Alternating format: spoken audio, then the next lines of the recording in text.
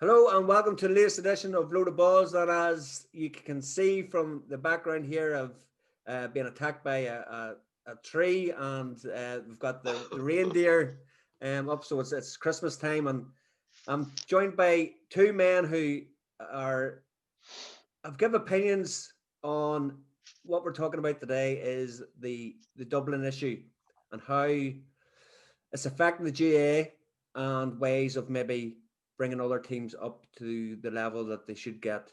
Delighted to be joined by former under-20 manager Conor Deegan. Conor, yes, how are you, just John? you've your tenure was over there, so we got the new management in place with Conor Lavery and his management team, and exciting times ahead. And we're also joined by Stephen Wallace, Kerry, junior All-Ireland winner manager. Stephen, is that right? Manager, won as a player as well, John, in my youth. Good stuff. And you're coaching away now at the minute? Yeah, doing a bit with a junior club here in Kerry, John, Castle Gregory. It's going okay. We're in a county final that wasn't played, so we're just waiting for the go ahead on that. But yeah, away from the rigors and the pressures of inter-county management at the moment. So yes, so if our listeners maybe and watchers, Stephen was actually in the Leinster Championship with Offaly at a time, so he's well positioned then to give us the opinion on the Leinster Championship as well. Well, Stephen, the reason why I was looking for people with strong opinions, and I came across your tweet on Dublin. Obviously, a couple of points have come up in recent days, especially from Conor Cooper as well, saying that something has to be done about the gap that is now widening between Dublin and the rest. And basically what I'll try and paraphrase it, it's not Dublin's fault. It's basically up to other teams to get to Dublin's level. The money shouldn't matter. Would that be fair synopsis of it, Stephen? Yeah, John, I suppose I think we've got maybe a little bit lost in translation with the whole thing. Dublin seem to be ridiculed for the success that they've had. For me, that's unfair. They're a superb team, arguably the best team that the GA has ever seen. They've set standards, they've raised the bar, and they've got on with things. There seems to be a big kind of furore about the lack of competitiveness within different championships, in particular the Leinster Championship. I think the issue here is not so much that Dublin have got away from the rest. I think it's shown up the championship for the outdated process that it is, because Kerry don't want Dublin split. Kerry aren't going to give out about the money Dublin are getting. Tyrone won't. Donegal won't. Mayo won't. Galway won't. Because they're at that level and they believe that they're at that level. The problem is there is a huge gap, and I mean this with due respect. There is a huge gap between that elite group and the Louths, the Sligos, the Leitrim's, the smaller populations, and for them to be in the same championship as a Dublin or a Kerry, for me, is not right. It's a completely unbalanced situation, as we now see in the Leinster Championship. The provincial championships are outdated, John, and as Colin Cooper alluded to, and he's quite right, it needs to be changed. It's a big elephant in the room. It's not going to happen overnight. Have a league championship. I suppose if we're to jump ahead, what are the solutions? Mm-hmm. And there's been many put out. You have a league championship where all the elite teams play each other in their respective grades. All games are competitive. The supporters get to see competitive games, and then have the romance of a cup competition, an FA Cup style competition like they run in England, where put them into a hat, have an open draw and have a cut off the big boys once a year. But this divine right to be in the championship because you were there in the 1960s or the 1940s or whatever it is. That for me makes no sense. That's the same thing as, and the analogy I'm using is Wigan Athletic, who were a Premier League football team in the UK, to use soccer as an example, are now really struggling. They haven't been in the Premier League since 2013. Do they have a God-given right to play Man United this Sunday? They don't, and quite rightly so. If they get back up the leagues, then you go play Man United this Sunday. They actually they probably beat Man United at the moment anyway. But anyway, we won't go there. But this is my point, that you shouldn't have a God-given right to play in a particular competition based on what happened in the past. And I think Dublin and the money thing is a crutch. It's a smokescreen for the bigger issues that are in our championship at the moment and within the GAA in general. And, there's been, divide up Dublin. Nonsense, crazy stuff for me. Amalgamate counties to a point. Now, there's a counter argument there that will lessen the opportunity then. For example, if you were to join, let's say, Sligo and Leitrim. So now less people can play inter-county football. That's rubbish, John, because as you guys know, people are stepping away from inter-county football because of the commitment needed, and you have no chance of winning anything. But maybe if you combine Leitrim and Sligo, they'd have a right cut off a Connacht Championship now. So maybe guys will come back and not walk away. So I don't take that argument that it'll lessen the opportunity to play county football. I think it'll enhance it, and it'll rejuvenate guys to come back and play. It's an opinion. It's only my opinion, but I'm just fed up of blame Dublin. It's wrong. You see, my point with splitting Dublin, and my thing is I want to see the best players, and there's brilliant players in Dublin that aren't getting the chance either. There's the likes of Ballybones, Conor Scale. Come on, you'd love to see him playing more regularly. In a Dublin side. Yes, it mightn't be. They have Mayo background. Jesus, don't be starting that. But you know what I mean? That's why I was thinking maybe just due to population and numbers, and the financial backing that Dublin are generating themselves. Conor, I don't have an issue with the money from Croke Park. Everyone should be getting that money, and Croke Park need to be looking at getting more money to other counties. But this has been going on since '97, I think it was, and you're saying even before that. Well, I went to Dublin. I was in Dublin in '96. Look, in relation to what Stevie said, so much absolute common sense stuff. The emotion, everything attached to that is that that you have a divine right and all that. Now, it's easy saying that now, or sitting here. I'm not playing. Players want to play. Players want to play, thinking that they can win something. Today, there's very few teams that are going to win the All-Ireland. Every year, there's only one team wins that. And the numbers of teams that are winning it are certainly shrinking quite dramatically. When I first went to Dublin, this had been mooted 96, 97. When I first arrived, played for Kilmacud, huge club. This was talked about then. This whole thing within Dublin, how Dublin were going to start building themselves up. There was a great push towards that. And there was an awful lot of, obviously, talking, fighting, arguing within the powers that be to try to help build Dublin, that the football championship needed a strong Dublin. That was the argument back at that stage. Now, I don't disagree with that. I mean, it's great to have a fully loaded Dublin coming out and playing. Of course it is. I played against them. The problem I have with an awful lot of it, having been in the middle of it, is that Dublin are getting provincial support while they're providing one team. Now, I am not advocating Dublin being split into 1, 2, 3, 4, or if you're going to be in a provincial sort of scenario, 7, 8, or 9 teams. Absolutely no chance. It's one Dublin team, would be my opinion. I think an awful lot of it, the finance helps. I don't think we have to. This is not about the players themselves. This is not about this Dublin squad. Absolutely fantastic. I've been involved and coached an awful lot of them over this. The boys that have come through since 2011. There's quite a few of them through either Kilmacud, Skerries, Naomh Marnogue, and Ballyboden.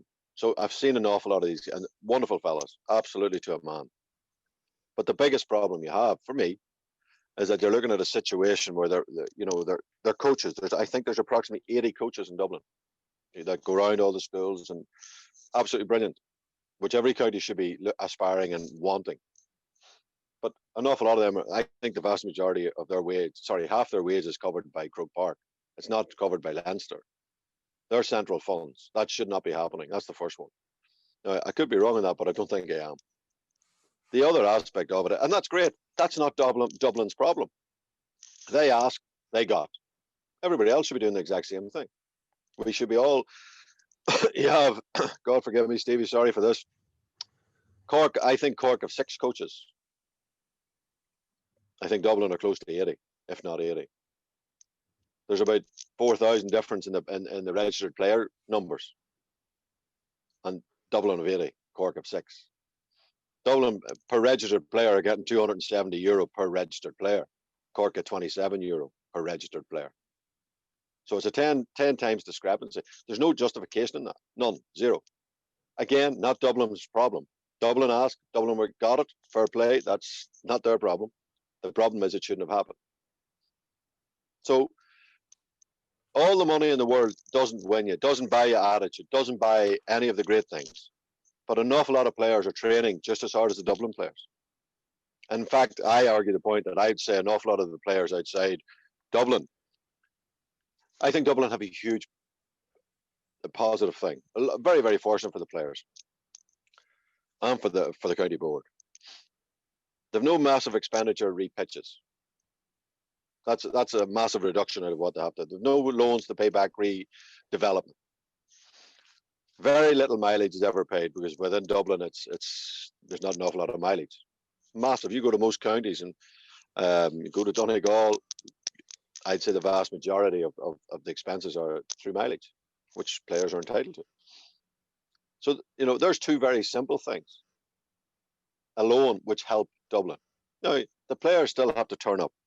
They still have to perform. They still have to have that great attitude. They still have to have the desire and the want to keep going. The problem, again, not the problem, one of the things standing out, this is 2011, Dublin started coming through. 2008-9, really, they were starting to build. How many players are playing today that played in the 2011 final or were involved? There's 3. There's 3, yeah. Cluxton, O'Sullivan, and Fitzsimons, I think. Mick Fitzsimons. Yeah. So it's not a generation, not a once in a generation. The Great Kerry side was once in a generation. Then players came in, got old together, and disappeared. Dublin are now not their problem. They have their house in order. They're shifting players through continuously. The players coming in have bought into, like Robbie McDade played last week. Robbie McDade must be Adam Ballybowden. Robbie must be 26, 27 today. Robbie has been. You haven't seen him up to now. Mm-hmm. He's obviously a Jack McCaffrey in front of him, which, in fairness, he'd be in front of pretty much everybody. But there's young McDade has had to learn his lessons, and he's gone to training and he's bit the bullet and he's worked and he's now got his chance. But it's taken him 5 or 6 years. So he's learning all the time up with these top class players as well, and their attitude and their applications. So Dublin are building, and looking at it with all the support mechanisms in place, it's very, very difficult to see where the changes are going to come from. Mm-hmm. Stephen's right. Everybody has to get up to that. But I think there's only maybe at a big push, 1 or 2 teams that can maybe get up to that level or even start. The other side of it is, I suppose Dublin have won All-Irelands. The counter to all of that nonsense is that Dublin have won All-Irelands, beat Mayo. How many times have they played Mayo and basically have come out by winning by an odd point here and there? So... Yep. There's an aspect of it that maybe they're not as far. Yeah, they're not that far behind. We're not. We probably left a couple of All-Irelands behind us. Mm-hmm. We're right there. I think people are being smokescreened by the massacres that Dublin are giving certain opposition that should never be in there with them. Mm-hmm. Mayo are always competitive. We're competitive with them. Donegal are competitive with them. Tyrone, in my opinion, will put it up to them. And let's say Mayo beat them next weekend. What happens then? Is this conversation then null and void? But that's the whole thing, Stephen, that I'm saying is, this conversation needs to happen because Dublin are only getting stronger. The competition in Leinster is getting wider and wider. We've seen with Meath, whenever it's going to Croke Park, Parnell Park, yes, it's a different story. But whenever it goes to Croke Park, and Dublin aren't moving away from Croke Park, I don't think, because of the money it generates. Like, But this, so John, on that basis, why then this year? Why this year, when there was no fans, did it have to be played in Croke Park? There's no Agreed. justification for it. None. Zero. Dublin should not be playing in Croke Park. End of story. I mean, I'm sorry. Yes, when you get to All Ireland, whether it be semi-finals, quarter-finals, finals, of course, that's where we want and all aspire to be. But not first-round matches. I mean, you go and play, you take any team to a small, tight pitch and make it a dogfight, and the whole game changes. Like, it's to go into Croke Park, wonderful stadium, top of the ground, used to playing on it. It is an advantage. Now, the Kerry players are well used to it. They're up there every frigging year anyway, so they understand it. But very few other teams really, really, really do. The Mayo team do as well, obviously. But why are we allowing that? That to me is another major problem. Why that should not be happening. Yeah, you're 100% right, Conor. For me, I've no issue with this whole money thing, because you're right, Conor. It's up to the other counties to fix that problem. Don't blame Dublin for that. But the GAA has a lot to answer for, that they keep giving them for what isn't, all intents and purposes, a home venue. Like, if you go back to the pre-COVID system, and let's just say Kerry got caught in a Munster Championship. It's happened. It happened this year, right? And they have to go through the back door. Yeah. And they meet Dublin in an All-Ireland quarter-final. Why can't that be in Thurles or Killarney? Why does it have to be in Croke Park? At that level, and this is two of the superpowers going at it, why do Kerry have to go and play them in Dublin every single time? That exaggerates itself when Dublin play a Wicklow or a Westmeath. I mean, something like that. Go down into Ockram, you'll know all about it fairly quickly. They mightn't beat them, but it's not going to be, a result to the level it would be if Wicklow have to go up to Croke Park. And every player wants to play in Croke Park and all that. Every player wants to win. Yeah, not play in bloody Croke Park and lose by 20 or 25 points. And be competitive. Stephen, I played and was very fortunate to play in a very good team. Very, very lucky. And right thing, everything was right. Blah, blah, blah. At no stage was the drive to be in Croke Park. The only thing you're ever, and we did, let's be blunt, growing up, you didn't aspire to winning in All Ireland because it was such a distant thought. Kerry people, they grew up. I mean, that you have to check your change every time you leave a shop in Kerry. There could be a medal in it, but but it was to win an All Ireland. If you won an All Ireland playing on the beach, it was still an All Ireland. So this notion about every player has to be in Croke Park. It's the Mecca. It's where, that's changing as well. I believe. I think that. If you look at a team that Carlo played Dublin, and what's Carlo's home ground? Well, wherever it is, forget the name of it. Ask Stephen Poacher. But the team had to go. But now, Carlo, but hold on. Carlo had to pack. They packed their defence and they did what they had to do, and that's fine. That's what happened. But Dublin didn't exactly destroy them. Small ground, tight knit. Crowd was in, great atmosphere. Hits were coming in. You go to Croke Park, you can't. It's very hard to lay a hit on anybody even. Once you tighten everything up, and I think the ability to play in your home pitch, be like going to Manchester. Well, no, I will not use Manchester United because they're crap at the moment. But you go to I don't know, say go to Liverpool and say, right, every team you play from now on, you must play Liverpool at Anfield every week. That's it. No arguments. There's nobody in their right mind would agree to that. Nobody. So how's it happening? Like, this is where Dublin have to get their crap together too. They don't have a ground. I know they've bought Hollystown out near Blanchardstown, an old to try to develop. I think they've bought 2 areas to develop for training, but they're only doing it now. Mm-hmm. So their home pitch designate is Parnell Park. And I get the idea. But if you go to Croke Park, I think you need to have 30-odd thousand to break even. But again, this year, nobody in it. We're still playing in Croke Park. Yeah. There's some great grounds all over the country that we should be in. And that's where I suppose the imbalance is, Conor. I mean, their county ground, if you want to call it that, is Parnell Park. I mean, bloody hell, lads, if you were having a Dublin game in Parnell Park, there'd be queues for 6 months before a game to be worse than anything that these COVID-19 queues are thrown up in front of shops at the moment for Dublin supporters trying to get in there because it's not fit for purpose. Yet, Galway have Tuam, we have Fitzgerald Stadium, Austin Sack Park here. Cork have developed their own new stadium. Like, why are all the, if you want to call them, poorer counties able to develop their own stadiums, yet the superpower that is Dublin is gifted Croke Park? They'll You're talk about the 100% money. right, Conor. It's nonsense, and we've let it happen as GAA people. The association, yeah. And now it has created a monster, and now you're firefighting it.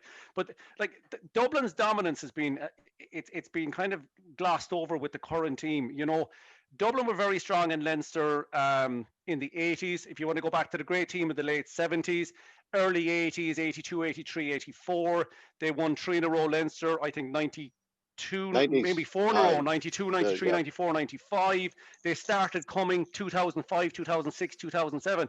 Dublin have always been there, lads. This is, and you know, now it's a problem because they're not going away. They came, they went. They came, they went. Now they've come and they're staying there. And Robbie McDade is a perfect example. 26, 27 years of age.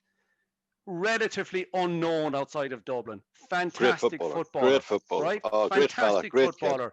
Kid. Yep. Why did he not go, I've had enough of this shite. I'm not getting a look in and I'm walking away. Exactly, because the standards are there and the ambition is there, Conor. Whereas if he was in, I don't know, let's pick Carlo, for example. Would he have sat on the sidelines for 5 years, trained like he did? He'd be gone. Let's be realistic, lads. He'd be gone, and there'd be a huge furore in the media. All the minnow counties, they're walking away from it. That's not money. That's a standard and an expectation that Dublin have set. And there's thousands of players, Conor, to your point, and you're right, that won't get a game because they can only bring 26 to the game or 24 or whatever the new rules are now with COVID at this stage, whether you're allowed to bring a panel or not. Just don't bring the mother. Yeah, but they're sticking at it. Their standards are there. Like, even, you know, to go back after the semi-final, they were in training the following day.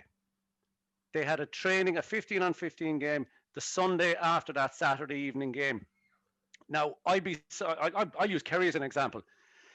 If Peter Keane pulled a stunt like that down here, there would be uproar. If we won an All-Ireland semi-final or a Munster final or any game on a Saturday evening and he called training for a full-out game for the guys that didn't play in the extended panel, there'd be war. And that's fact. But the Dubs didn't. They got on with it. They were all back in training on Sunday because their standards are sky high. And they should be commended for that. And why aren't the other counties step up to the plate, you guys? Why don't you do that? We've 2 arms, 2 legs, we've the same organs. Some of us have better legs and arms than others, maybe, or whatever it is. Or bellies, yeah. But you not think, lads, that everything is easier whenever you can afford to do it. So, like, you know, Brian Cullen was in, and you know, he's done a marvelous job with the strength and conditioning. Conor says there's no traveling for the training, so like your sleep's better, your recovery's better. You know, rest is a huge component of training. You're getting the food. You know, I was talking to a former county player, and he was saying, like, Dublin, they get their food delivered to them. You know, each one's given individual diet plan. Like, you know, I'm sure other counties that are expected to play Dublin, you know, aren't getting the nutritional value that you know that they can afford to have. John, I would suggest they're getting the nutritional value. I think that the bigger issue for me, and it's only one known, because I mean, I remember, now this is back when football was still in black and white when I was playing, that when I was coming up home to train, and this is pre motorway, so you can imagine how long ago it was. But you were the expectation was for you to be at home 3 nights a week, Monday, Wednesday, Friday for training. Now the traveling is what finished me, not with the county, but just finished me. That was it. I could not keep going 3 nights a week, match at the weekend. You were trying to play a bit of club football as well. Had 2 young daughters. It was impossible to keep going. absolutely physically and mentally impossible. Now, there's a lot of counties are in that situation where players are having to drive. Like at that stage, it was up to Ballykindler. It was at least a 2 hour drive, probably closer to 2.5 hours, to be honest. So you leave for work at 7 in the morning, you get home maybe that night at 12 or half 12. Now, how long can you keep doing that? With no, as Steve said, there's no guarantees in any of this. You could lose the first round. You could have drawn Derry and be out their next, first round of championship. But that's where Dublin have a massive. I've said this for a long time. It's a massive positive. You listen to Brogan; they talk about how they work on their mindfulness, how they've really created a playing work-life balance, if you want to call it that. But they are able to do that because of geographically, it's an awful lot easier for them, and that's again not their problem. But they're looking to maximise their players. Rest is an enormous part of training. The training is one aspect of it, but being able to recover from it all and go again, massive. Nutrition, everybody eats, John. Jesus, look at you and me, for Christ's sake, we eat plenty. I said nutritional value. Oh, sorry. Yeah, but you're not meant there's a big difference. I see Stephen's been putting in the nutritional value. He's got on the I know the bollocks. I've seen that, yeah. But like Stephen, with Kerry, most of the Kerry players are based in Kerry as well. So, Kerry's an outliner, I think, as well. Whenever you're comparing, counties to Dublin, because Kerry as well are they generate their own money as well. Like there's in 2014, Dublin, I think it was between 4.8 and 5 million euro that their commercial revenue brought in. Like that is absolutely massive. Like how are other counties, like you could name 3-4 counties, Mayo maybe would be in there. How can other counties compete with that? But again, you have to.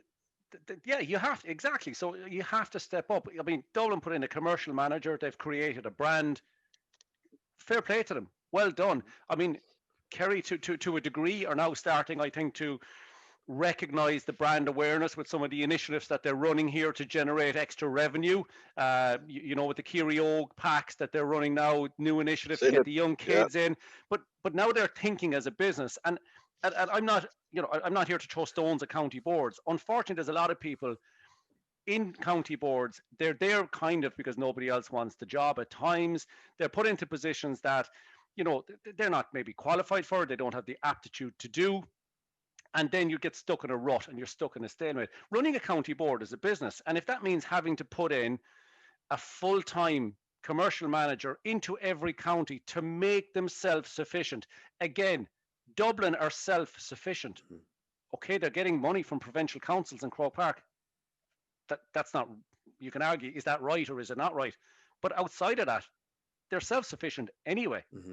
And other counties aren't, and they're again going back to, Dublin are getting free money. So go do something about it. Get your house in order. There's money in every county. There's phenomenally wealthy people, big GAA fans, advocates in every county.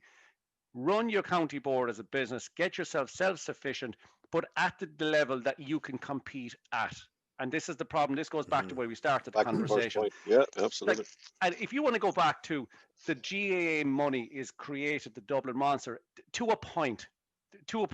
We won 5 in a row, All-Ireland minors, between, I think, 2014 to 2019, something like that, 2018-19.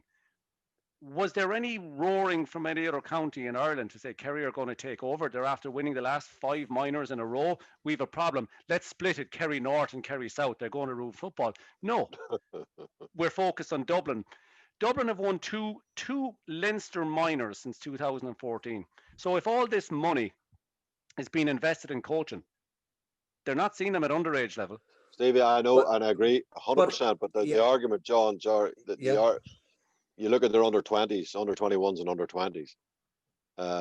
From the little bit of I know, is that's where they're structuring their real emphasis, is at that age group.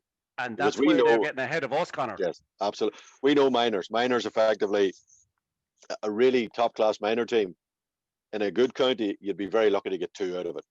In a good, a competitive county, because the 2 would have to be exceptional to make that step. Yep. Whereas if you can, the intervening years after that, they're 18, 19, 20. And this comes back to, I know John wants to go through it with yourself.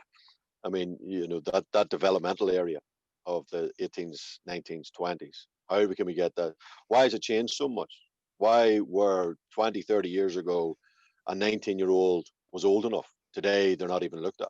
Unless you're Paddy McBrearty's probably one of the few who was, when he came through. Yeah, or a David Clifford, Or a won the David Blue Clifford, Moon. sorry, Yeah, of course, yeah, or Shawnee O'Shea or whatever. But they're beyond exceptional, if you want to almost call it that, Whereas, and I think that's really where a lot of counties are, their focus should be a wee bit more strongly in that area potentially to develop, because they're ready to step up quicker, physically, athletically, and if you can do all the work alongside, then they are ready to make that. That's the real progressive pathway. Stephen, just so on right. that, you're saying about the minors. Do you think that's where Kerry have sort of fallen behind Dublin? Not in you're saying about getting your house in order. Do you think that's it? The under-20s? Yeah. No, absolutely, John, and Connor's bang on. Dublin are using, I think, up to minor level. It's. I don't think it's a development word that's used. No, it's the right word, but it is what it is. It's a football world. They're teaching them how to play football. Where Dublin are winning is they're developing them between 18, when they're just out of minors, and 21, 22. That's when they're developing them, and their 20 squads are proving that year in, year out. They're producing these fine footballers, big, strong, athletic young men. I mean, they're machines, and they're moving forward then to the senior squad. Connor's right. A good minor at 17 has to be exceptional to break into the senior squad. And particularly, and we're the same here in Kerry. We have done nothing with our 5-in-a-row minor team at 20 level. Nothing. That's right. Won 5-in-a-row minors. We can't win an All-Ireland 20 for love nor money. So we're missing a trick down here. And I've no bones about saying it. Dublin are years ahead of every other county in that particular age bracket. A few years ago, we developed an under-23 squad that I was lucky enough to be manager of, and I had some phenomenal young talent. I mean, super talent. But at the time, we were probably failing at under 20 level. They hadn't beaten Cork in 5 or 6 years. So they got one game in the Munster Championship. You played Cork, Cork beat us, and they were out. Patrick O'Sullivan, the county board chairman at the time, came to me with a plan. Could we run an under 23 squad and use the junior competition to develop them? I said, absolutely, makes sense to me. Never set out a target to go win anything. It was to get these guys playing football outside of that 2021 age group to try to get them into Eamon Fitzmaurice, the senior squad at the time. Now, as it turned out, we were phenomenally successful. We got an unbelievable amount of players through into the senior squad. Brilliant. It worked. The problem with that junior competition is it's died a death.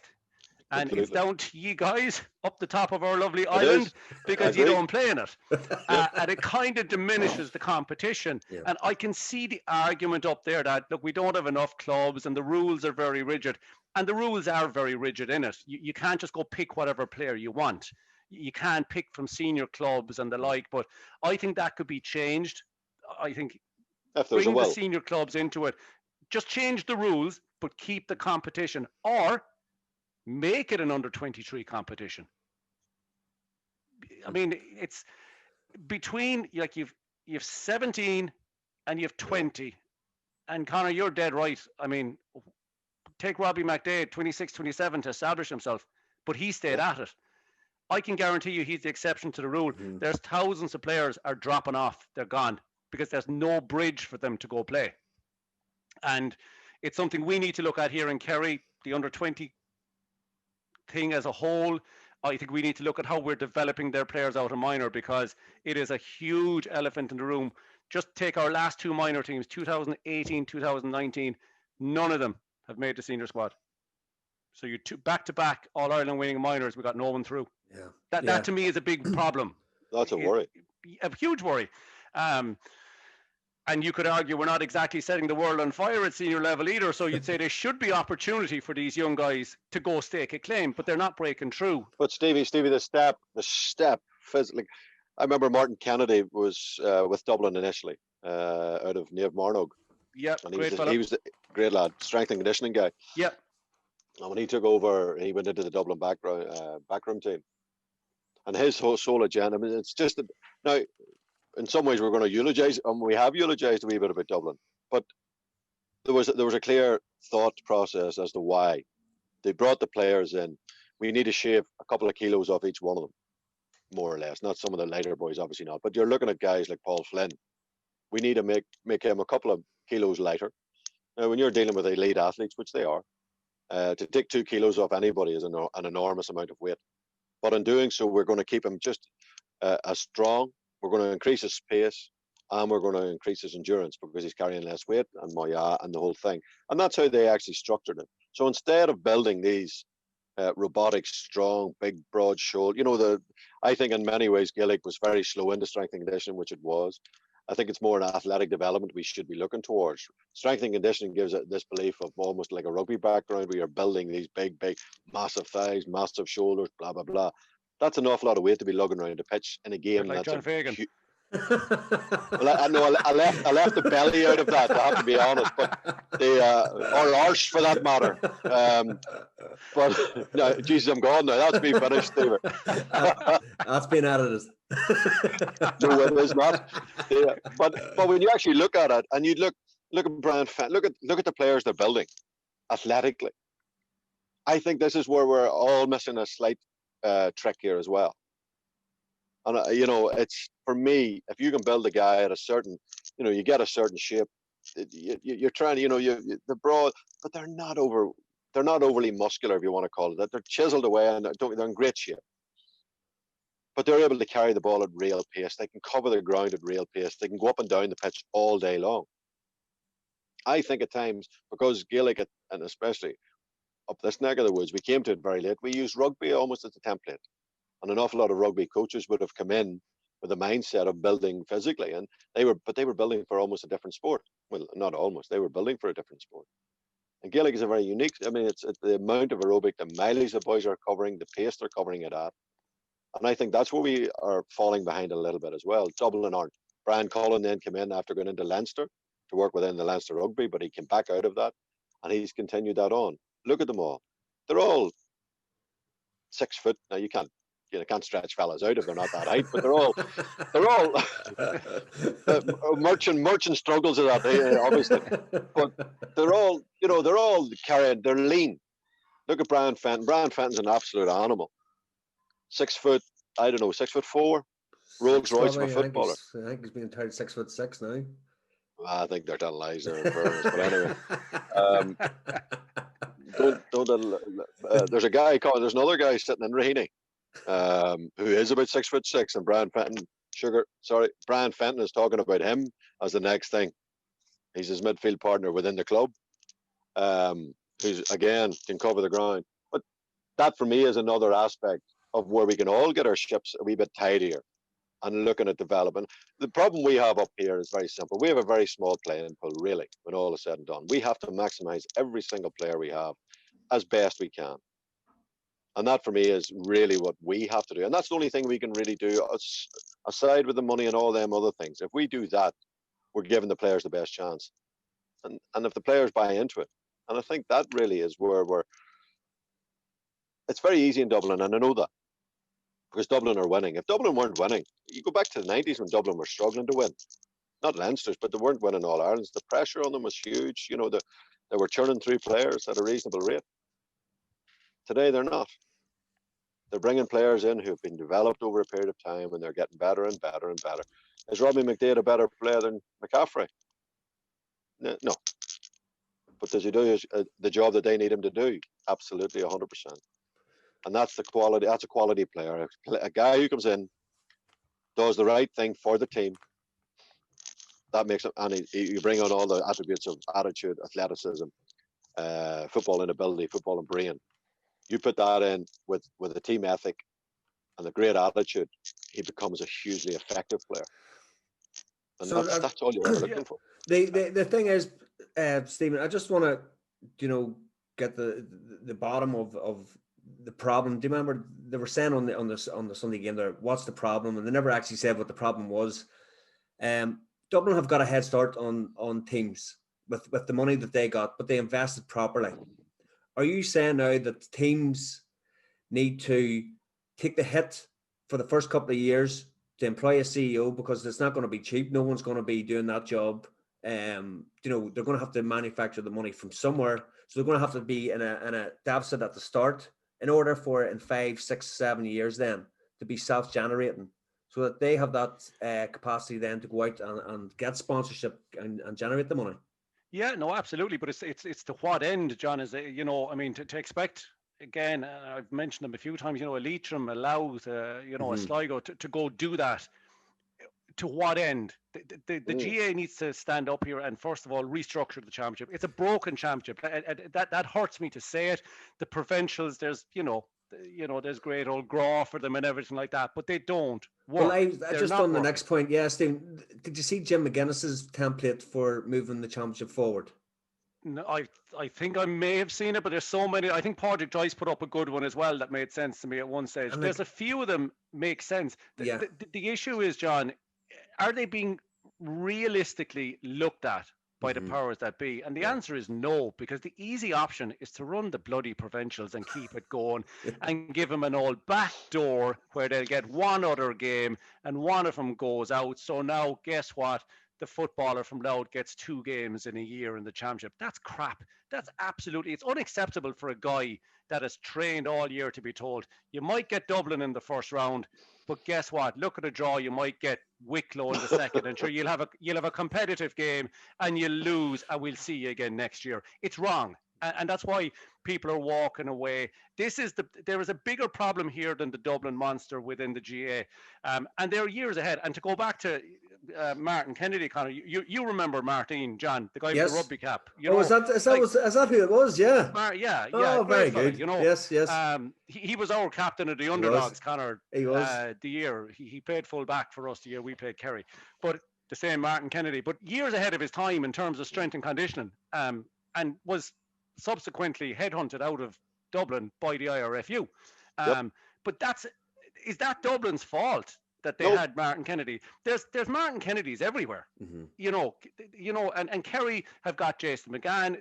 The counties are making strides, and the second tier under Dublin, if you want to call them that, the Kerrys, the Mayos, the Donegals, the Corks, whatever, they're catching up, and they will get there because I think there's a will now to get there. My concern is the third and fourth tier. They're getting lost. And to go back to a point you made earlier, Conor, and it was a very valid point, there's so many good footballers in Dublin aren't getting the chance. This was a problem with hurling about 10 or 15 years ago, where they opened up to the weaker counties, if you will, the likes of ourselves here in Kerry, where we could go and get players from other counties that weren't good enough to make, say, the Clare team or the Limerick team, and they could come play with us. Patrick Kelly came down from Clare, you know, revolutionised Kerry hurling, because all of a sudden we started being competitive, but at our level. And now we're in Croke Park tomorrow in a Joe McDonagh final, because the profile of the hurling has changed and risen because of these players, you know, coming from other counties. It's just, call it a granny rule. I don't care what you want to call it, but if there's players good enough to play at the highest level in the game, why are we stopping them by having just one, be it one team or a provincial system or whatever it is? If the top 40 players in Ireland are in Dublin, let them play.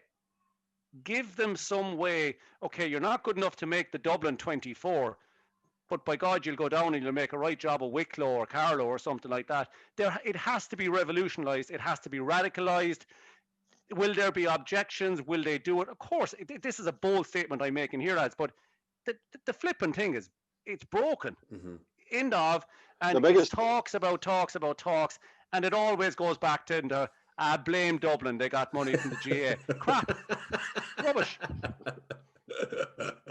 Oh no, hold on a second now, hold on. We've been very good at Dublin. We have to blame them for something now. Come on, you have to be balanced here. You know, in fairness. They've only won and a half. This is coming from a Kerry man now who's only looking for an excuse to go at them. I'll tell you, and most genuine, I think GA people will respect them for what they are.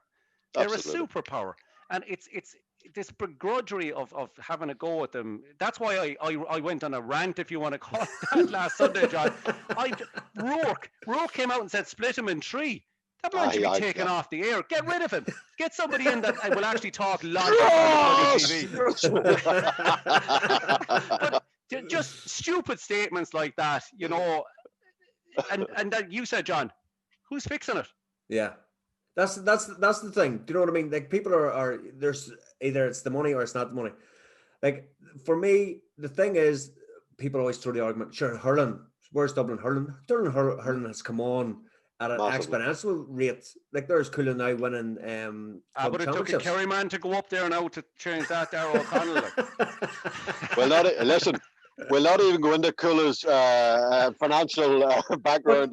And there's you know, the Dublin ladies as well, and as you said, the Dublin under-20s. So, like, Dublin hurlers won a Leinster and a National League since 2014, I think it is, and they came from a very low base, and that's something. So to have gone from that low base to get to that level was huge, you know, and it is huge. You know, there's huge. The biggest problem we lost the Laois last year, Conor. Yeah. And you know, who subsequently got rid of their poor manager. Yes. Just as well, we're not employed at the moment, Conor. You or me. Can't say you better believe it, big guy. But the difference being, my Adam team's good. Don't worry, Steve. He went from Laois to Coola. That's the difference. You know, there's we keep looking. Look, the thing about Dublin is, it is what it is. We all know that things have to change. The biggest issue you're going to have is provincial championships. It's going to be very hard for Ulster Council to give up an Ulster provincial championship because, number one, it's financially very, very lucrative for the province, which is needed, as it is in every other province. Although you would imagine that Leinster's one is probably dropping a wee bit, because the biggest issue you're going to have is when people stop going to games, and in Leinster at the moment. So I think, in fairness to Stevie, he's right. The elephant in the room is the fact being that the whole product isn't as good as it can be. And I think it's going to take a root and branch thought process to change how we look at it. The problem is, I mean, you'd have to ask players. I mean, would I be happy going and playing in a second tier competition to win it and it be deemed in All Ireland, whether it be whatever level, but that promotes me to play in the senior championship the following year? Would that be enough to excite a player? Because I can tell you now, one of the biggest issues you have is that, and this is where I think we're all falling down, our training to match ratio is out the door. It's absolutely scandalous. If you're an inter-county footballer today, you get a National League. How many games do you get to play in a National League? 5, 6. You're playing a championship. 7 teams of 8. But yeah. But to what end is that National League, Conor? This is the problem. The National League, and I say this, it's a very generalized statement. It is used to blood players for possibly one championship game. Yeah, that's so you're running through a squad of players. They're getting bits of game time, and you're right. It goes back to the training to game ratio, because our system is broken. It's broken. Yeah, the league should be your championship so that every flipping game counts. And now you're training every week to a meaningful game. But Stevie, there's another thing. We're talking about, and this is where club players get screwed over. You take a county player, treated the best, athletically fantastic, nutritionally well catered for, all the positive physios, doctors, everything's in place for them. And we will not ask them to play 2 weeks in a row. There's uproar if you have to play, you know, there's a Sunday here and this Sunday you play again. And there's nothing to stop guys. It would mitigate from all this training that we're doing. If guys were playing week on week on a regular basis, your season would be a restricted season, which would help our club scene massively. The players would get so much from it. The fans would get so much from it. Going home and away, possibly. You could break it down any number of ways. That, you know, it would change how we would actually go and watch games again, because now it would be week on week on week. That builds the brands for every county. At the moment, if you go in and you have sponsors, and we have EOS up here who sponsor the county and are very, very good to us. But I mean, realistically, unless we get a real run at it, where's the payback for them? I don't know. I'm not a marketing person, but you need to get on television to make it worth our while. I would have assumed. So if we are going week on week on week on week, the players are getting games all the time. You're just keeping the bodies right. The work-life balance and everything improves. The standard of football will improve. You put so much emphasis on a one championship game, you lose it, and really and truly, that's it. Unless you're one of the top 2-3 teams, it's gone. And the reality is, you probably know you're going to struggle to win All Ireland anyway. Is there any word of any structures being changed, Stephen? No. Well, I'll give you one here now, John, and you can second it. Conor Deegan for president. Here we go now. President of the GA after that, right? Let me tell you, you've only been listening for 40 minutes. I have to listen to them. You heard it here first. But here's the thing on your points, Conor. The Ulster Championship, right? They won't give up the provincial because of this, and this. Yes. It is the most competitive. It is. Provincials right now. But is it doing the counties up there any good? Because it is fast, it is furious, it is rough and tumble, and you get your head taken off there as quick as look at the fella you're marking, right? And that's why, that's why people love the Ulster Championship, right?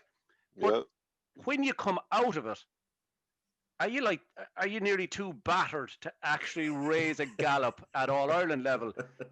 I mean, take Cavan and Antrim this year. Antrim gave as good as they got against Cavan. Mm-hmm. Antrim are, with due respect, in the doldrums, bottom of Division 4, struggling Division 4, whatever it is, and Cavan went and had to go play Dublin afterwards. Yeah. Now, you tell me, does that make sense? It doesn't make sense, and because the Ulster Championship, like you say, a provincial ground, Antrim had a cut. But if Antrim had to go into Croke Park and play Dublin, is that right? It's not broken, and the games to training ratio, it's not working. Sorry, it is broken. The games to training ratio absolutely makes no sense. No logic in the wide earthly world that a county player can't play for his club 2 weeks before a game, because as you know, lads, you've all been in county panels, you get fucking killed, excuse my language, inside of a county fucking training session 10 days out from a game because there's a fella looking for a jersey. Now, why can't he play with his club? What's the difference? No, Stevie, listen, we'll go as a joint presidency. I agree 100%. The biggest issue, I mean, for me, always, you'd be looking at your players, and I can only talk about when we were, Jesus. But your county players stood out. They excelled playing for their clubs. They stood out. And you almost, and you want them stepping up and you want them excelling. And they were lifting everybody around them, and the club scene was buoyant as well. And but that helps everybody. I mean, if you go to county games or club games today, you're looking at and you're saying, well, do they step out? I think one of our biggest issues we have really in the game today is too many counties are looking at other counties and aping what they're doing and trying to play. For example, if you play like Dublin or try to play like Dublin, number one, you have to have the players to do it. But number two, you have to have the philosophy and everything around you to make that happen. That's been 10 years in the building, 12, 14 years in the building. For us to start doing that now, you're 14 years behind. They are going to continue to refine and refine and refine and get better at it. So you're never actually catching them up. I think there's too much aping. We need to be looking at ourselves, how we play the game, how we view the game, how we want to set ourselves up, and play that way and do it what's right for, like, every county is different. I mean, Kerry play football, always have done, always will, in many ways, apart from when you played Cork this year and you were shite. But they've always tried. They've always gone out to play, use the foot at the right time, and it was always a very expansive and great on the eye. Okay. Some counties like Donegal always threw the hand. That's what's natural to them. That's how they build their teams. And teams are actually coming away from what's normal and not what's natural to try to ape somebody else when they're not. They're falling further and further back. So, for me, I think there's a wee bit of honesty and a wee bit of honesty nearly within the county to say, look, this is who we are. You talked about it earlier on, about identity, about tradition, about creating that brand awareness. Like, I've spoken to people up here. I lived in Dublin for nearly 20 years. People talked about the Down jersey, the Down teams. They still love, Now, the fact we're not competing at that level at the moment, it's very easy to like them, you know, but they do. And within our own county, we don't love ourselves enough, and we're not expressing ourselves enough and saying how good we actually can be. And there's plenty of youngsters coming through, and there's positives.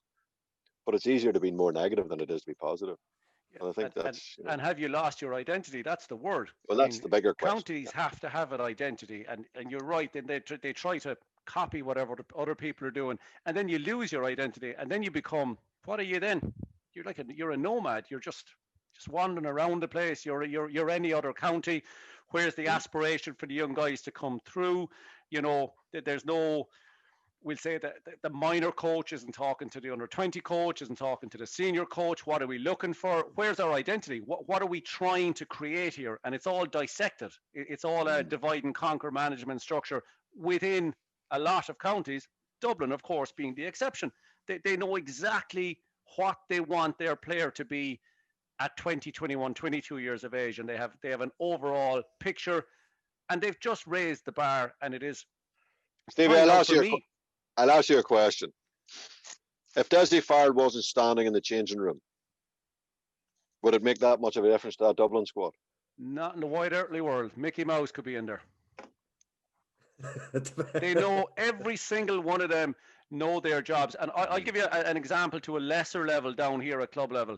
We have a club down here, Dr. Crokes, very famous club in Kerry, unbelievably successful. Every one of those young fellas from the age of 6, when they walk in that door, or that gate of their GA pitch, knows how Dr. Crokes play. They have an identity, they have a system, and they're damn good at it. And they're dominating the Kerry club scene here for donkey's years. But every single young fella knows what the progression plan is, what they aspire to, and how they play the game. And Kilcoo do it here. Yeah, Kilcoo do it here. Cross McGlen did it. Or did it for years in Armagh. And it was the same thing, and this is how we play, and this is what we're going to do. But from underage, and it goes down to then the manager. Manager could be anybody if the players know what's expected of them. Cross the white line, you know exactly what you're doing. I mean, what can the manager do about that? Nothing. But if the players having an identity and the players don't know what they're doing, then you're at nothing, you know. But again, go back, lads. It's all Dublin's fault, right? and it's all the money. It's the money. I'm still saying, yeah. You haven't convinced me. I'm saying still split Dublin. But boys, just to wrap this up, lads. Sorry. On that note, if you're going to split Dublin, I just want the best players to be playing and watching the best players. If you were going to split Dublin, how many do you split it into? Genuine question. 2. I would go 2. I seen the. Why 2? Why 2? Why 2? Because I just seen that the 2 good teams at the minute. That's not a good enough reason to split it. They have 1.7 million people. Okay, so you're going to put it into 2. I think the structure, the championship needs changed, and the playoff system with the league is going to go towards what championship you play in, blah blah blah. You know, and the provisionals. Then, if you win your provisional, you get into the All Ireland. You get seated properly, and that I think Jim McGuinness has it nailed on. But it's just the final couple of points. Then, the development. Then, would you like to see the junior championship go through again, or a new restructure of the players that aren't making the county squad, from that jump from 20s to senior level? For me, look, I'd be a fan of it because we got a lot of success out of it down here in Kerry, and so did Dublin lads. Jim Gavin, Mick Fitzsimons, Dean Rock, Dennis Bastick. All of these guys came through the junior system in Dublin. Now they've become so successful, they don't put a team into the competition, but they used it. Yeah. So there has been good uses to it, but the rules need to change, and Ulster teams need to compete in it, and compete with it as a developmental competition, as opposed to we got to win the All Ireland in this, and it brings your second 30, and it puts them in a county shirt, and it gives them competitive games, and you can do it very, very cost effectively. Now, I'll tell you my story, I suppose, and he destroyed some of my training sessions at times. On a Tuesday, and he'd say, I want John, Conor, Mike, Tom, and because he'd be down numbers for the senior session, they might have injuries or something like that, and he'd want to play a game. So my guys were whipped, and they went in and they trained with the seniors.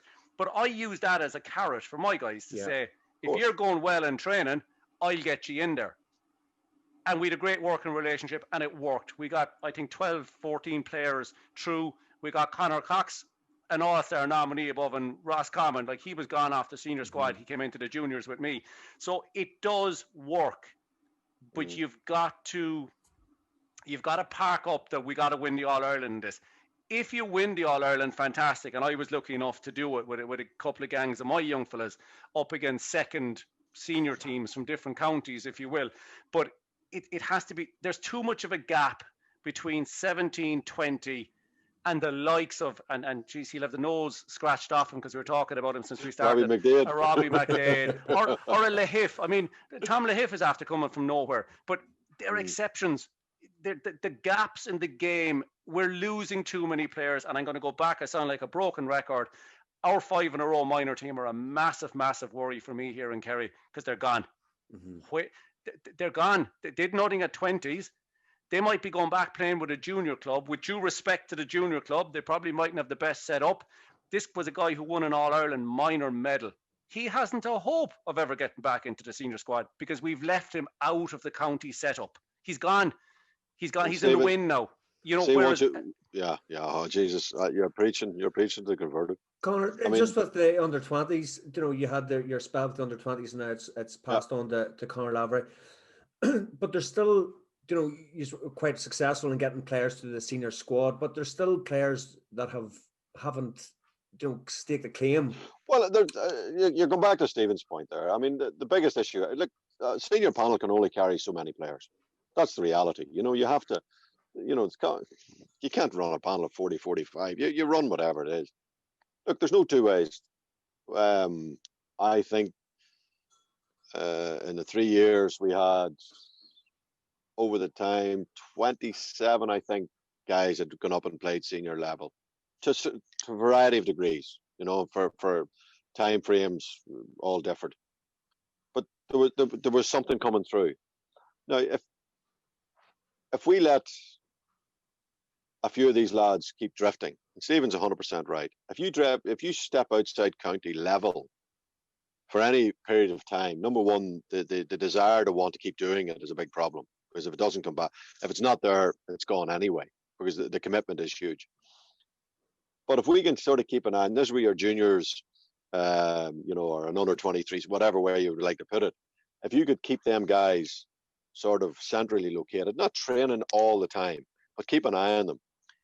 You're always talking to them. You bring them in maybe once a week or once a fortnight, or whatever way you're going to do this, because it does add, no matter what, there will be costs, maybe not huge, but there's still costs, and it has to be taken into account. But if you could sort of keep them together in some shape or form, and you know, keep that going, 22 or 23 or 24 of them together, and keep pushing them out, and they're able to filter up to the seniors and back down again. The players that are doing that really want to be there, and that's the key. And they want to progress. Again, the key. And if we're doing that, that is a very positive. The problem being, Jim Gavin won an All-Ireland junior title, built an awful lot of what he'd come off the back of that. You know, it's not about, Stephen's 100%, this is pure about development. It's not about, and there's guys who are late bloomers. There's guys that I think DJ Kane, classic case in point, I don't think DJ played underage football for Down. You know, there's guys who arrive at different times, physically, emotionally, mentally, and all those things. So it's a very, very different dynamic that you will speak to every kid. Some fella at 20 just isn't ready, but by 22, he could be brilliant if he's kept. But if he's allowed to drift, then, but the bigger question for me then on that one is, if we're putting so much time and effort in, underage, all the way up through minors, through under 20s, why are we just letting them flitter away? That for me is, I wouldn't say unforgivable, it just doesn't make sense. Now, you know, there's Steve is talking about minor All-Ireland winning players who aren't going to play for Kerry seniors. Up here, could you imagine if we had 4 or 5 Ulster winning minor squads or 20 squads, what that would actually do to our senior squad? It would be unbelievable. And Kerry, the 5 minor squads, and how many have made through, Stevie? Really? 2? 3? There's well, realistically, over the 5 years, you probably have 8 or 9. The concern Over for 5. me, Conor, that I touched on earlier is the last 2 teams that won it. There's no one through. So it's the previous 3. So And they've done nothing at 20s level. I'm vocal about this here in Kerry. I think the 20s project is a big, there has to be a big root and branch analysis done on why we won 5 in a row minors and we can't win an under 20 for love nor money. And I mean that, I don't mean that in a begrudging way. I mean that in a passionate way. It's a problem. Yeah. It's a problem and it needs to be addressed. We've moved on to an under 23 squad. We need to fix our under 20 squad, Kerry, first, and maybe go back to an under 23 squad. But it's just, it's the model, the whole model needs to just evolve. And I hate saying copy the soccer system in the UK, but we can learn from it. We can learn a lot from it. Different sports, yeah. Yeah, you've lost your presidency there, just to let you know. But I think from different sports, I think GA's always been good in adapting from different sports as well. Jesus, John, it's very, very slow. It takes time. Jesus, to bring in the yellow cards at one stage was nearly. I think the bishops were. I think the bishops were brought in to deal with that. You retired around then, didn't you? No. You're right, that's me done. Well, I get shown that many cards at that stage. Stephen, just on the last point, then, as I mentioned, Conor Lavery in with Sean Boylan, Martin Clark, Deegan Morgan, Ronan McCartan. How's that been received in parts of Ireland? Well, I was actually going to ask you that. You weren't going to get off without me asking you that question. Like, you must have, and Conor, your fingers on the pulse here. You must have some good stuff coming to put in that level of, not so much investment, but you've now put a real profile out there for those kids. There's an expectation level now. The country has sat up and said, Jesus, that's Downer had something here with these crew. Are you trying to say that Conor Deegan wasn't a big enough name for No, in comparison to Mr. Boylan, and we'll refer to him as Mr. Boylan because he's iconic. Good lad, Stevie, good lad. Yeah, you've dug yourself out of a hole there, bud. That's a big, Yeah. It is huge. I hope you have hot stuff coming. Brilliant. Bring it on. I mean, if you can raise the bar, fantastic. But you need to be commended for it. I think it's a step in the positive direction. But this now, I hope the can of worms here now for myself. This goes back to a point, outside managers. Why did you need to go out? Did you need to go out? Well, he's not a manager. I know he's there on a consultancy basis, but it opens a different can of worms in, a county like Down, such a tradition, football in county. And if he fixes it, if you win 20 All Ireland, it's all well worth it. And he's, he's a messiah and everything like that. But maybe it's for the more focus gone away from the players and onto the management team. I think maybe Stephen, Conor hasn't managed at that inter-county level, and maybe there's no one better to learn from, maybe, and maybe to lean on. And I don't know exactly what if Sean's going to be at every single, or Mr. Boylan's going to be at every single training session, whatever. But I just think if there's expertise there to be utilised, I don't see why a different county should be a barrier. What do you think, Conor? I don't know, John, to be honest. It's I suppose personally I don't want to even go to be dragged into it. I mean, obviously I'm the most recent out of the post. It was deemed, Conor felt he needed that support mechanism in the background. And there's no doubt. I know Bernard Flynn tweeted, he says it's amazing, Sean, Mr. Boylan has gone to Down, and we don't have an under 20 management in place. So I don't know how well that's gone down in Meath, to be very honest with you. But look, we have good kids coming through. We all know this. It's how we utilise them. It's how we develop them. It's how we continue to get them to improve. the end of the day, when all is said and done about playing county football, it's all about attitude. Everything boils back down to attitude, humility. If you have a great attitude and you're willing to be coached, to learn, to listen, you have a chance. Mm-hmm. The problem with a lot of young people today is that they look at old baldies like me and say, "Well, sure, what would you know?" Like, I'm not being smart here, but that that there is that element.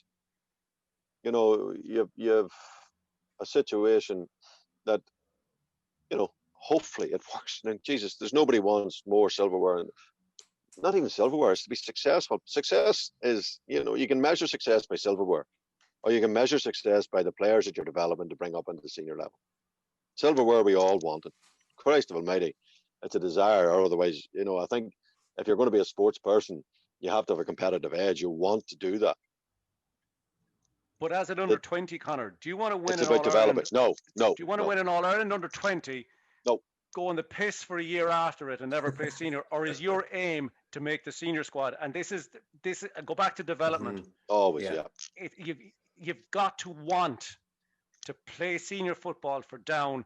The desire and the want has to be there. And if you're one of those, brilliant. And if you've got a squad of those, brilliant. But if you're part of this, I've a divine right to be a Down under 20, just to use your own county. No, a medals for everyone brigade, and I'm just here and sure, I'm a Down 20, I'll do what I want. That culture and that, call it Celtic Tiger kids, whatever you want. Well, we would understand that. Yeah. Their attitudes can be problematic. And as you said, he did look at you, Conor, and they said, what do you know? Do you really want him in your squad? But sometimes your hands are tied. Yeah, no, it's and that's really comes back down to everybody and every individual. I mean, there was a great story, I was told. I've just thankfully finished a thing in Queens, and it's been in leadership and management. It's been fantastic. But one of the great stories came out of it, and it was about Kieran McGeeney had gone over to, very interesting character. Tell you, and Kieran had gone over to New Zealand to learn, sort of buy into the All Blacks, and he sort of blackguarded his way into the All Blacks under 19s to get a real feel for it. And he was training with them, I think, as well. And they were talking, and he was actually sitting up in the stand, and the coaches were looking down on the pitch, and there was this young lad under 19, and just absolutely the dog's doodly. He was brilliant, and they cut him. No, won't happen. Lightning, everything about him, great finish, all. And I think Kieran was a wee bit bemused. He says, and they just turned around and says, no, wrong attitude. It didn't matter to them that this young fella was absolutely, tremendous ability. For them, what mattered more was the willingness to do the right thing for the rest of the team. As we know, famously, they've come out and said, no dickheads within your panel. Mm-hmm. And I think Kieran came away thinking, my goodness, and that is such a strong message. Now, I think most of us sort of look towards the All Blacks and say, well, they're the absolute antithesis of absolutely everything that we're looking to aspire to, the goodness. They're bullies at times when they're playing. They seem to carry everything by the book and do things properly. And I think that, that mindset of the right thing at the right time, it comes back down to humility, attitude, willing to develop, willing to learn, working, and I think there was in Kilmacud, there was a great expression. One says Crokes, as I said, there's 100 plus teams in Kilmacud. It's huge, but it was sexy to play for the senior squad. It's a bit like, it's sexy to have your down kit bag over your shoulder. Jesus, I said that when I went up to Offaly, Conor, and I got torn asunder for saying I wanted to play sexy football. I didn't say sexy football. I said it was sexy to be part of it, But oh Jesus Christ! But the biggest issue there was, it was all about attitude. It's bringing everything back down to basics. Be coachable. Want to learn. And if you do, and if you don't win anything, you know what, lads, you've given yourself the best opportunity. You've done the best you possibly can. There's nothing wrong with that. See, there's this massive fixation that there's only one team can win every year. But it's about improving yourself as a player, as a person. You lift your brand, you lift your identity of your county. we keep talking about you add to the jersey, don't take away from it. And like these are all wonderful notions. People from my vintage, you put it like this, you had no chance of being anything but having a wee bit more humility, because it would have been kicked out of you. It wasn't allowed. You knuckle down, you get on with it. So, you know, there's as long as everything's done right for the right reasons, I think things will find their way eventually. But you know, it's still Dublin's fault for getting all the money. Absolutely, and it's almost like we've come full circle, and this was pre-planned. You see, you've actually nailed it, Conor. Why are New Zealand as successful as they are?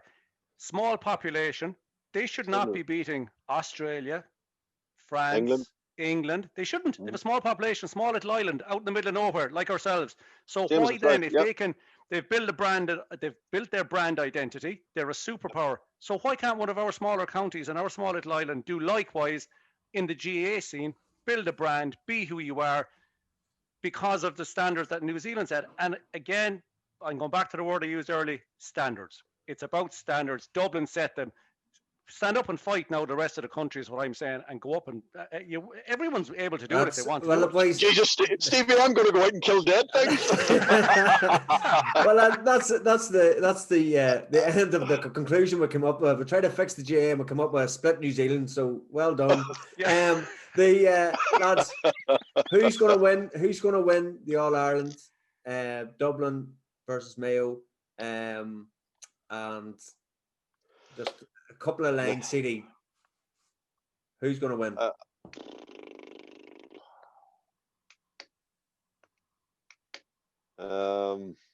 Had a very good conversation with a very good friend of mine in Dublin. Mayo have the ability to beat Dublin. They actually do. Not if they leave themselves as wide open as they did against Tipperary. Look, the reality is, I'm going to plump for this. The easy call is Dublin, and I say it is an easy call to make. I think Mayo have good players in good places if they get their matchups right. Who's refereeing? Hurson out of Tyrone. Goldrick. McGoldrick, is it? David Goldrick, yeah. Oh, Goldrick is refereeing. You know, anything can happen on any given day. We're hoping that. Look, to be honest with you, I couldn't give a damn who wins it. It makes no difference to me. Mayo win it, great. Dublin win it, happy days. The one thing my friend definitely going to be president, John. You're not getting an answer. he's a diplomat. Just a couple of lines. You said you're going to be. Hurry up. Shut your pie hole. Listen, I've got splinters on my backside. I'm never off the fence. The one thing that, for frig's sake, Dublin will win it. Dublin will win it. But the one thing my mate did say, and Declan would be very well got within the Dublin circles, and he says, you know what, the 5 in a row was a massive drive for them. Massive drive for Dublin. Huge. Because it had never been done. This one doesn't carry the same weight. Yeah. Saying that, I'm going for Dublin. There you are. Steve, who are you going for and why? I'm not going to go on for 10 minutes. Like shut up, you. It was a 2-horse race and I would struggle to get it. 50-50 chance of getting this right. Right. In one word, Dublin wouldn't begrudge Mayo. I think the whole country wouldn't begrudge them. But that's not one word. The Dubs are. Yeah. Look, awesome. Is there concerns? Yeah. Have they been tested? No. Dublin has to be. Brilliant. Lads, thoroughly enjoyed this. John, before you finish, yes. Before you finish, and don't you make I'm wiggling my pen at you. You better congratulate the Camogs. Oh yes, Down Camogs.